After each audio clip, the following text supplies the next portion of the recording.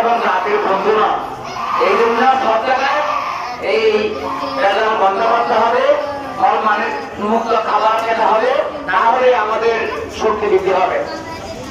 আর যে কথাটা বলতে চাই, এই যে গত বছর 2024 সালে, এখন তো 2025 সাল, 1 বছর হয়ে গেছে।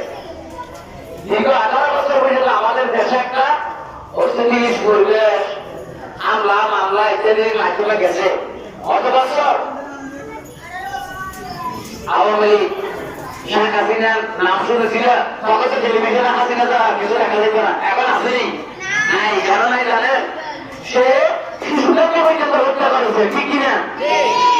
এই হেলিকপ্টার নিয়ে আকাশ থেকে গুলি করে বাসা বাড়িতে ছাদের উপরে মা বাবার বলে শিশুদেরকে হত্যা করেছে। সবচাইতে 2000 শহীদের মধ্যে ছোট্ট শহীদের হলো 4 বছর বয়সের একটা শিশু। তাহলে শিশুরাও তার অত্যাচার নির্যাতন থেকে রক্ষা পায় নাই। এই জন্য আমাদেরকে ওই সমস্ত খুন হত্যা সন্ত্রাস রাহাজানি যারা করে, নৈরাজ্য যারা করে, তাদের বিরুদ্ধে আমাদেরকে ক্রিয়া করতে হবে, ঠিক কিনা? এই জন্য আগামীতে যাতে একটা দেশে সুস্থ পরিবেশ তৈরি হয়। এখন আলহামদুলিল্লাহ সরকার চেষ্টা করতেছে, আমরাও চেষ্টা করতে হবে দেশে একটা ভালো পরিবেশ হলে আমরা লেখাপড়া করতে পারবো, আমরা ভালো হিসেবে নিজেদেরকে গড়ে তুলতে পারবো। আসুন আমরা নিজেদেরকে ভালোভাবে গড়ে তুলি এবং এই যে চট্টগ্রাম কালচারাল একাডেমি কর্মকাণ্ড করে, এরা দেশ এবং জাতির বন্ধু না। এই জন্য সব জায়গায় এই ভেজাল বন্ধ করতে হবে, ফল মানে মুক্ত খাবার খেতে হবে, না হলে আমাদের শক্তি বৃদ্ধি হবে। আর যে কথাটা বলতে চাই, এই যে গত বছর 2024 সালে, এখন তো 2025 সাল, 1 বছর হয়ে গেছে।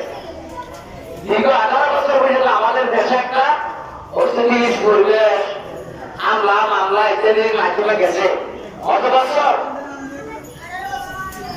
আওয়ামী লীগ শেখ হাসিনার নাম শুনেছিল, তখন তো টেলিভিশনে হাসিনা ছাড়া কিছু দেখা যেত না। এখন আসেনি নাই, কেন নাই জানেন?